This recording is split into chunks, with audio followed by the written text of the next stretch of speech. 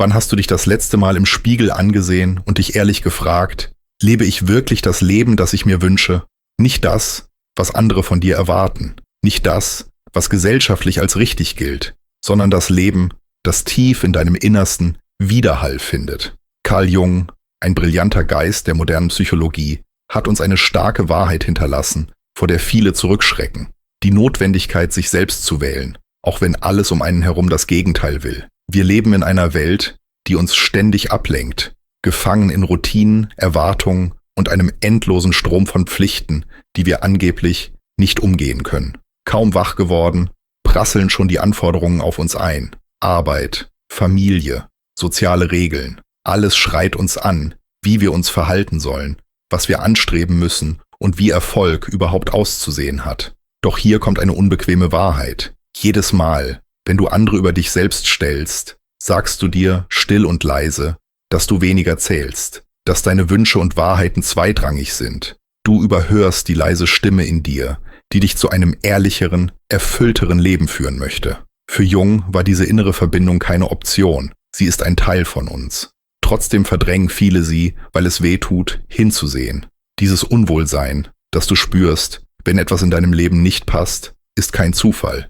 Es ist deine Seele, die dich warnt und dir sagt, hier stimmt etwas nicht. Selbst wenn der Gedanke an Veränderung Angst macht. Frag dich mal ganz ehrlich, wie viele deiner letzten Entscheidungen kamen wirklich aus deinem Innersten? Und wie viele waren geprägt von Angst davor, jemanden zu enttäuschen, anders zu sein, Unsicherheit zu spüren oder das Bekannte loszulassen? Jung ermutigt uns, genau hinzusehen, denn Entscheidungen, die nicht aus deiner Wahrheit kommen, schaffen inneres Chaos. Je weiter du dich von dir entfernst, desto mehr verlierst du dich. Doch sich selbst zu wählen heißt nicht, andere abzulehnen. Es bedeutet nicht, egoistisch zu werden oder dein Umfeld zu ignorieren. Es heißt, du kannst nur dann dein Bestes geben, wenn du mit dir selbst im Reinen bist. Das ist der Kern echter Selbstliebe. Ein Thema, das Jung intensiv erforschte. Selbstliebe ist kein Luxus, kein Vorwand, um sich vor Verantwortung zu drücken. Sie ist das Fundament für jede ehrliche und bedeutsame Beziehung. Wenn du dich selbst in den Mittelpunkt stellst, verändert sich dein ganzes Wesen. Plötzlich ziehst du Menschen und Situationen an, die wirklich zu dir passen. Als würde das Universum sagen, endlich lebst du deine Wahrheit. Es nimmt dir das, was dir nicht mehr dient, und bringt dir, was du wirklich brauchst. Doch um dorthin zu kommen, musst du dich deinen Schatten stellen, den Teilen von dir, die du lieber ignorierst, verdrängst oder fürchtest. Jung nannte das den Schatten, der verborgene Teil deiner Psyche, der alles enthält, was du nicht sehen willst. Ihm zu begegnen ist unbequem, aber genau da beginnt echte Veränderung. Wenn du aufhörst zu kämpfen und lernst, ihn zu akzeptieren, entdeckst du eine Kraft in dir, von der du nicht wusstest, dass sie existiert.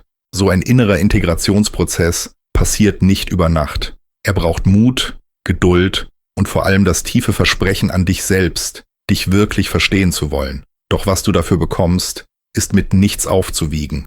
Du gewinnst Klarheit, die Fähigkeit, durch all die Illusionen hindurchzusehen, an die du früher geglaubt hast. Du bekommst ein neues Gefühl von Richtung und Sinn und du findest einen inneren Frieden, so tief und stabil, dass kein äußeres Chaos ihn erschüttern kann. Du lernst, Dinge abzulehnen, die dir nicht gut tun, ohne Schuldgefühle, ohne Angst, ohne dich zu fragen, was andere wohl denken könnten. Das Wichtigste aber, du wirst frei, du selbst zu sein. Vielleicht fragst du dich, wo fange ich an?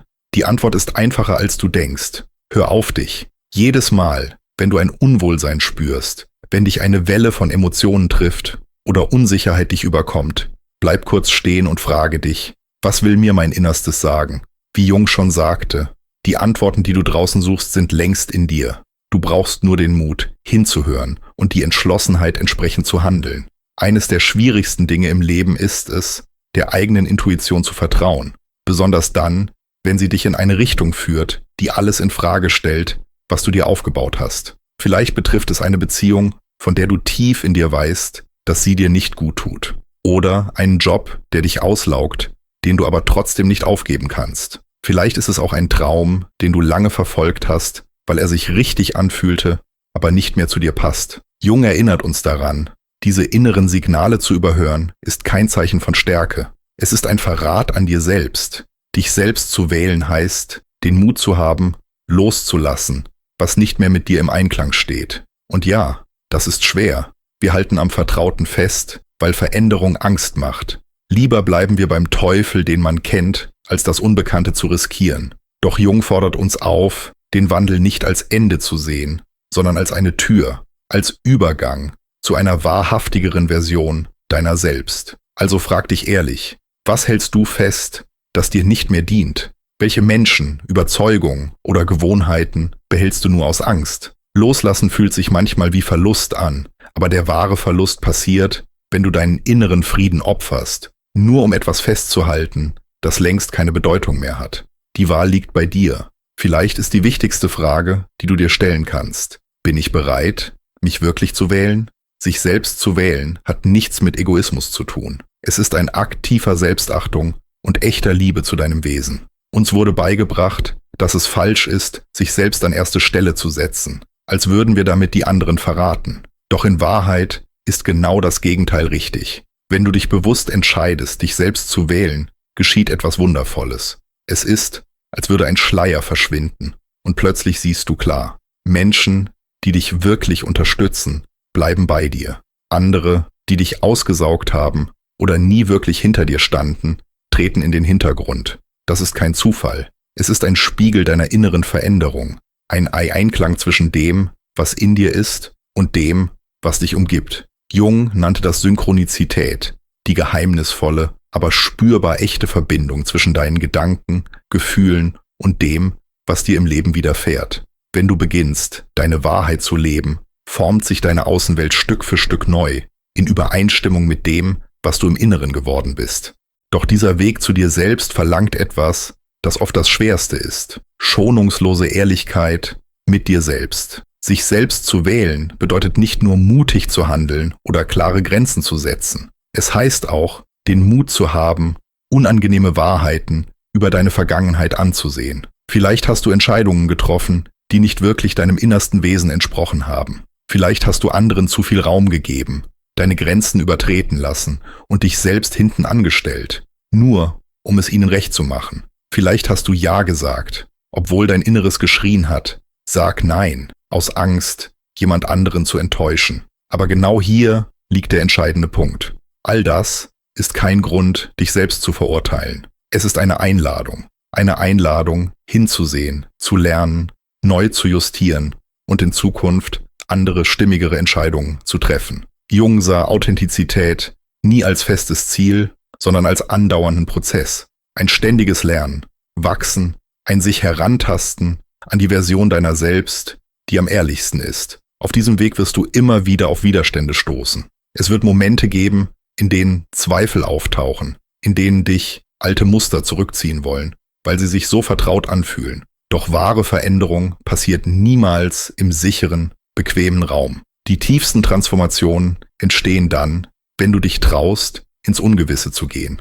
Und ja, nicht alle werden deinen Weg verstehen. Manche Menschen werden dich kritisieren, deine Entscheidungen in Frage stellen oder sich sogar von dir entfernen, weil du nicht mehr so funktionierst, wie sie es gewohnt waren. Das tut weh. Aber wenn du beginnst, dich selbst zu wählen, hörst du auf, dich über die Meinungen anderer zu definieren. Du begreifst, dein Wert entsteht nicht durch äußeren Applaus. Er liegt in deinem eigenen Blick auf dich selbst. Das bedeutet aber nicht, dass du dich abkapseln oder dich von allen trennen musst. Im Gegenteil, wenn du dich selbst annimmst, verändern sich auch deine Beziehungen. Du hörst auf, Bestätigung zu suchen. Du gibst dich nicht mehr mit oberflächlichen Kontakten zufrieden. Du willst echte Verbindung, etwas, das deine Seele nährt. Und dann geschieht etwas Wundervolles. Die richtigen Menschen bleiben. Nicht, weil sie dich brauchen, sondern weil sie dich wirklich sehen und schätzen. Genauso, wie du bist. Wenn du beginnst, wirklich du selbst zu sein, dann beginnt sich auch deine Welt zu wandeln. Und das ist kein Zufall, kein magischer Zufall. Es ist das tiefe Zusammenspiel zwischen dem, was in dir ist, und dem, was dich umgibt. Jung sprach oft davon, dass unsere Psyche unser Innerstes nach außen spiegelt. Wenn du innerlich zerrissen bist, zeigt sich das auch in deinem Außen. Wenn du dich selbst ablehnst, wirst du Ablehnung erfahren. Aber wenn du beginnst, dich zu akzeptieren mit allem, was du bist, dann passt sich deine Umgebung an. Menschen und Situationen verändern sich, weil du dich verändert hast. Diese Art der Veränderung passiert nicht über Nacht. Sie ist ein langsamer, tiefer Prozess, der Geduld und echtes Engagement verlangt. Es wird Tage geben, an denen du das Gefühl hast, du gehst rückwärts.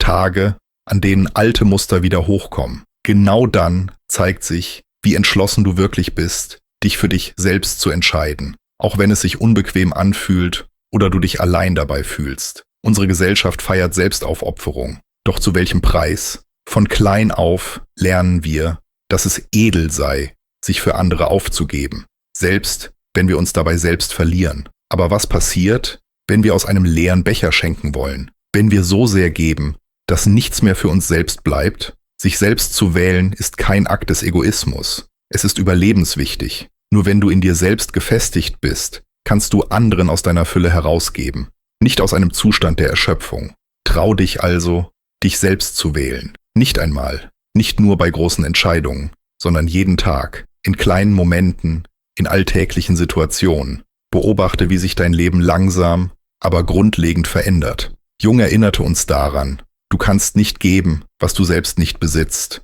Wenn du dein eigenes Glück, deine Energie oder deinen inneren Frieden opferst, nur um anderen zu gefallen, dann ist das, was du gibst, nicht echt. Und irgendwann wird dieses Ungleichgewicht spürbar als emotionale Müdigkeit, Frustration oder ein nagendes Gefühl innerer Leere. Schau dir deine Beziehungen an. Welche geben dir Kraft, inspirieren dich, bringen dir Frieden und welche lassen dich leer zurück, verwirrt oder ausgelaugt? Jung forderte uns auf, genau das zu reflektieren, weil unsere Beziehungen oft ein Spiegel unseres Inneren sind. Sie zeigen uns, welche Überzeugungen, Muster und Grenzen in uns leben. Wenn jemand wiederholt deine Grenzen überschreitet, liegt das oft weniger an der anderen Person als daran, dass du selbst noch nicht gelernt hast, dich wirklich zu schützen. Grenzen zu setzen ist kein Zeichen von Egoismus. Es ist ein Ausdruck von Selbstrespekt und Liebe zu dir selbst. Jung war überzeugt, dass unser Unbewusstes uns ständig Hinweise gibt, wie wir in Richtung innerer Harmonie finden. Doch wir überhören sie allzu oft. Diese Erschöpfung, die du nach bestimmten Begegnungen spürst, das ist kein Zufall. Es ist ein klares Signal. Diese Beziehung passt nicht mehr zu dem Menschen, der du wirklich bist. Wenn du diese Zeichen ignorierst, zahlst du mit deinem inneren Frieden. Dich selbst zu wählen heißt, Grenzen zu ziehen. Nicht um Mauern zu errichten, sondern um Brücken zu bauen. Brücken zu echten, ehrlichen Verbindungen. Wenn du zu etwas Nein sagst, das dir nicht gut tut, sagst du gleichzeitig Ja zu dir, deinen Träumen, deinem Wohlbefinden. Je mehr du nach deiner Wahrheit lebst, desto klarer wird deine Intuition. Diese innere Stimme, die früher leise und unsicher war, beginnt dich mit Klarheit zu führen. Du triffst Entscheidungen, die nicht nur Sinn ergeben, sondern sich im tiefsten Inneren richtig anfühlen. Genau das ist die Kraft, sich selbst zu wählen. Sie bringt dich zurück zu deinem inneren Kompass, deiner Intuition, die immer schon da war und nur darauf wartet, dass du ihr vertraust. Jung beschrieb sie als eine der direktesten Verbindungen zum Unbewussten. Dieses intuitive Wissen, dieses Bauchgefühl, das sagt, das passt oder das passt nicht. Doch um sie hören zu können, musst du den äußeren Lärm leiser drehen, den Wunsch nach Anerkennung loslassen, dich von gesellschaftlichen Erwartungen lösen und lernen, dir selbst zu vertrauen. Denn ganz ehrlich, niemand außer dir weiß wirklich, was für dich das Beste ist. Wenn du dich selbst wählst, sendest du eine kraftvolle Botschaft an das Leben. Ich bin bereit, meiner Wahrheit treu zu sein. Und das Leben, oder wie manche sagen, das Universum, hört zu. Plötzlich tauchen Menschen, Chancen und Erfahrungen auf, die sich mit deinem wahren Selbst decken. Das bedeutet nicht, dass plötzlich alles leicht wird, aber die Herausforderungen, die dir begegnen, fühlen sich nicht mehr wie Hindernisse an, sondern wie Wegweiser, Möglichkeiten zum Wachsen, Lernen und dich selbst neu zu entdecken. Wenn du authentisch lebst, öffnet sich ein Raum für das, was Jung Synchronizität nannte. Diese scheinbar zufälligen, aber perfekt getimten Begebenheiten, die genau dann passieren, wenn du sie brauchst. Das sind keine Zufälle. Sie spiegeln wider, dass du im Einklang mit deinem Inneren lebst. Wenn du dich selbst gefunden hast, ordnet sich auch dein Außen neu. Plötzlich öffnen sich Türen, ohne dass du sie aufstoßen musst. Die richtigen Menschen erscheinen genau im passenden Moment. Alles beginnt zu fließen, auf eine Weise, die früher unvorstellbar war. Das ist das Wunder, wenn du beginnst, dich selbst wirklich zu ehren. Wenn du deine innere Welt anerkennst, reagiert die äußere Welt darauf. In diesem Zustand der inneren Stimmigkeit findest du nicht nur Sinn, sondern auch einen Frieden, der tief geht. Ein Gefühl, dass du genau am richtigen Ort bist. Wenn du deine Wahrheit lebst, fühlt es sich an, als würde sich das Leben selbst zu deinen Gunsten bewegen. Dinge fallen an ihren Platz. Menschen kommen in dein Leben, als hätte jemand sie genau für diesen Moment geschickt. Doch dieser Weg ist nicht immer leicht. Gerade wenn du dich selbst wählst, kommen oft die größten Herausforderungen. Es ist, als würde die Welt, gewohnt an eine frühere Version von dir, die allen gefallen wollte, deine Veränderung nicht akzeptieren wollen. Alte Erwartungen prallen auf deine neuen Grenzen. Zweifel schleichen sich ein. Und der Wunsch, zurück ins Bekannte zu flüchten, wird groß. Aber genau hier liegt deine wahre Stärke. Immer dann, wenn du bei dir bleibst, wenn du deinen inneren Frieden höher hältst als äußere Zustimmung, wächst deine Verbindung zu dir selbst. Es ist ganz normal, dass du Angst spürst, wenn du das Vertraute loslässt, selbst wenn du weißt, dass es dich nicht mehr nährt. Doch jedes Mal, wenn du an etwas festhältst, das dir keine Freude mehr bringt, verschließt du gleichzeitig die Tür zu etwas, das dich tief berühren könnte. Jung sagte, ohne Reibung gibt es keine echte Veränderung.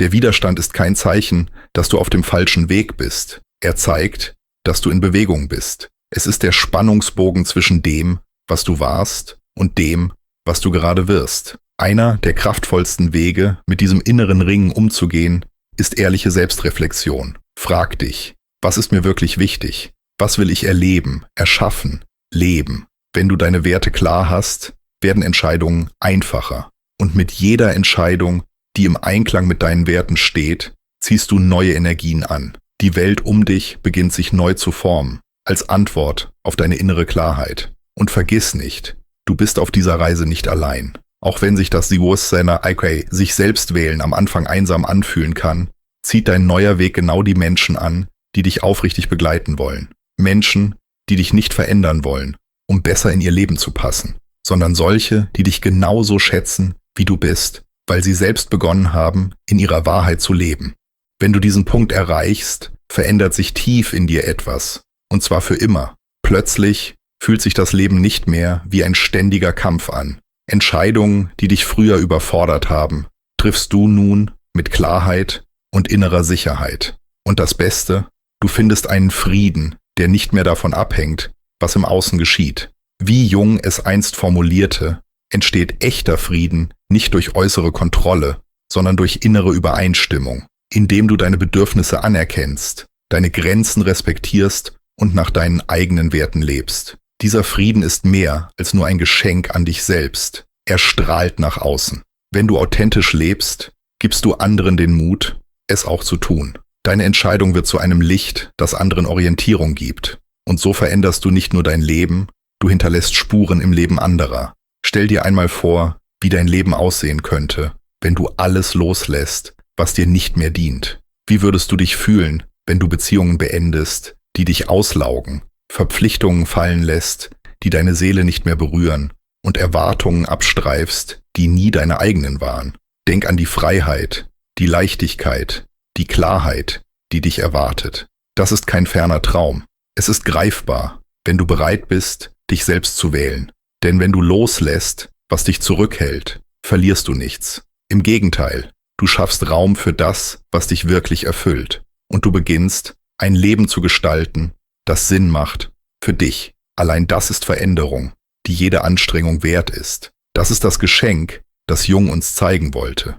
Die tiefe Erkenntnis, dass echte Transformation dann beginnt, wenn wir aufhören, draußen nach etwas zu suchen, das die ganze Zeit schon in uns war. In dem Moment, in dem du dich entscheidest, du selbst zu sein, nicht das Produkt der Erwartungen anderer, sondern die Person, die du tief im Inneren immer warst, beginnt etwas Großes. Du fühlst dich lebendig, endlich. Du bist nicht mehr gefangen in Rollen, Normen und Regeln, die nie wirklich zu dir gepasst haben. Stattdessen hörst du auf diese leise Stimme in dir, die dir schon lange zuflüstert, dass da noch mehr ist. Etwas Größeres. Etwas, das darauf wartet, entdeckt zu werden, wenn du bereit bist, mutig loszugehen. Diese innere Befreiung ist unbezahlbar. Es fühlt sich an, als würde eine schwere Last von dir abfallen und du kannst zum ersten Mal richtig atmen. Aber diese Freiheit kommt nicht einfach so. Sie verlangt Mut. Den Mut, nicht nur den äußeren Erwartungen die Stirn zu bieten, sondern auch deinen inneren Ängsten Zweifeln und alten Glaubenssätzen, die dich zurückgehalten haben. Jung erinnerte uns daran, dass unser größter Gegner nicht irgendwo draußen lauert. Er ist in uns. Es ist diese kritische Stimme, die sagt, was, wenn ich nicht gut genug bin? Was, wenn ich scheitere? Was, wenn ich alle enttäusche? Aber hier ist das Entscheidende.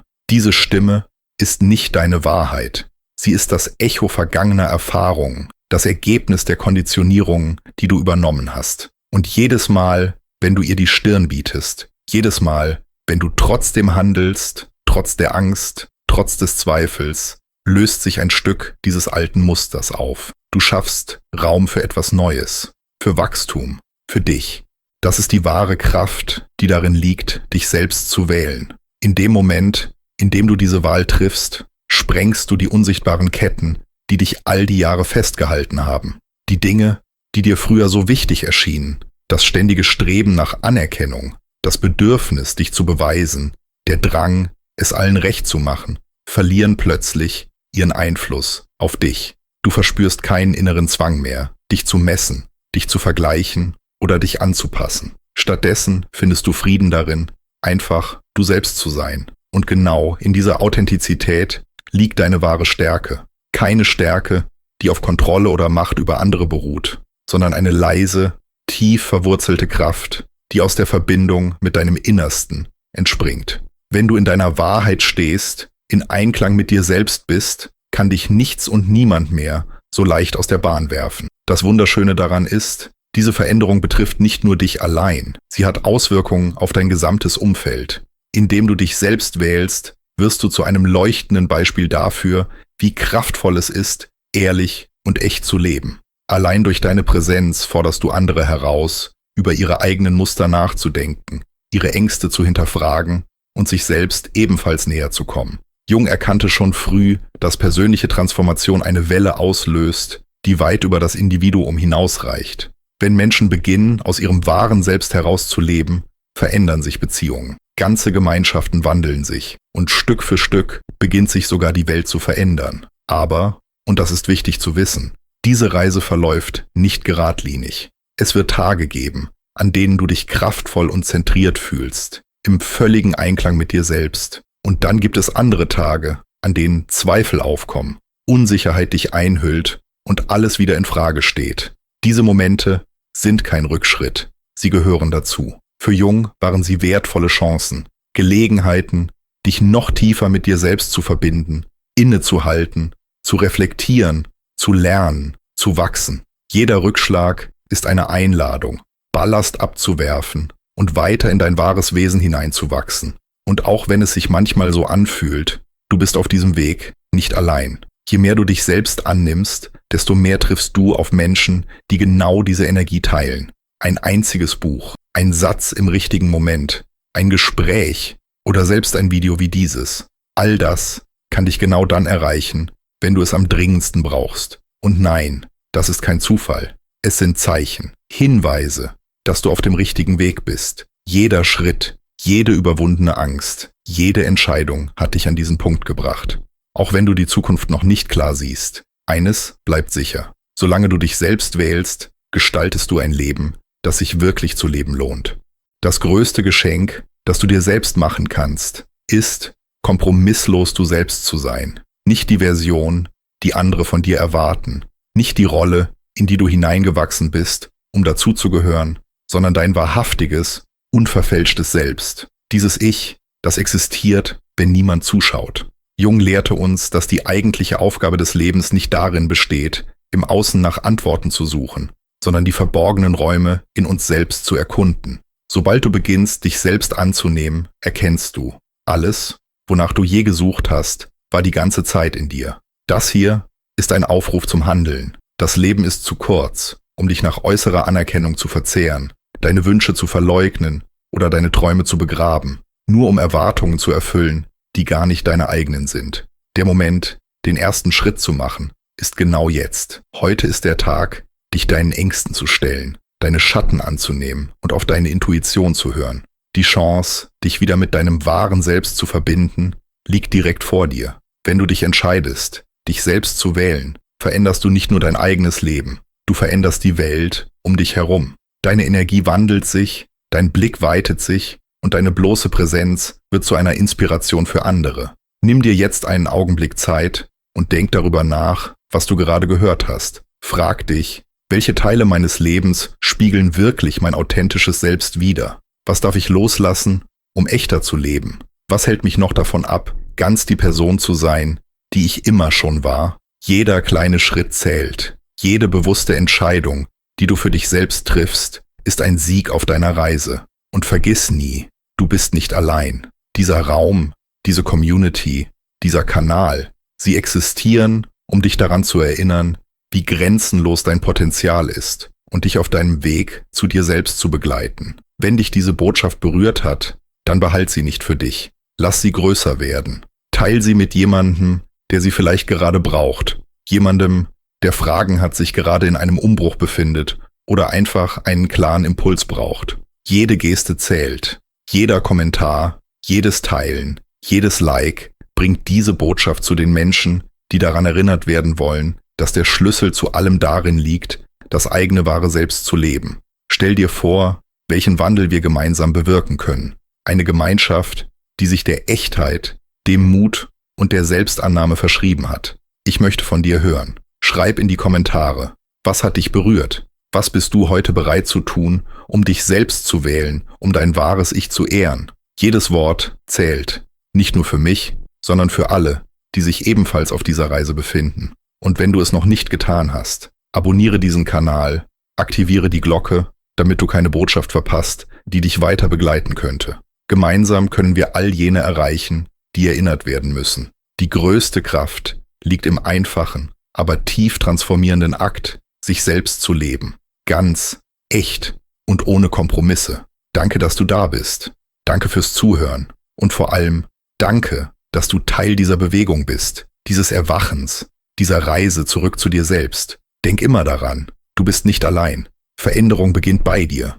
Und die Welt braucht mehr Menschen, die den Mut haben, sich selbst zu wählen. Wir sehen uns im nächsten Video. Und vergiss nie, das wahre Leben beginnt in dem Moment, in dem du dich entscheidest, du selbst zu sein. Wenn Sie unsere Inhalte hilfreich finden, abonnieren Sie unseren Kanal, um mehr tiefgehende Inhalte und Analysen zu entdecken. Wenn Sie abonnieren, werden wir gemeinsam noch mehr in die Welt der Psychologie und Philosophie eintauchen.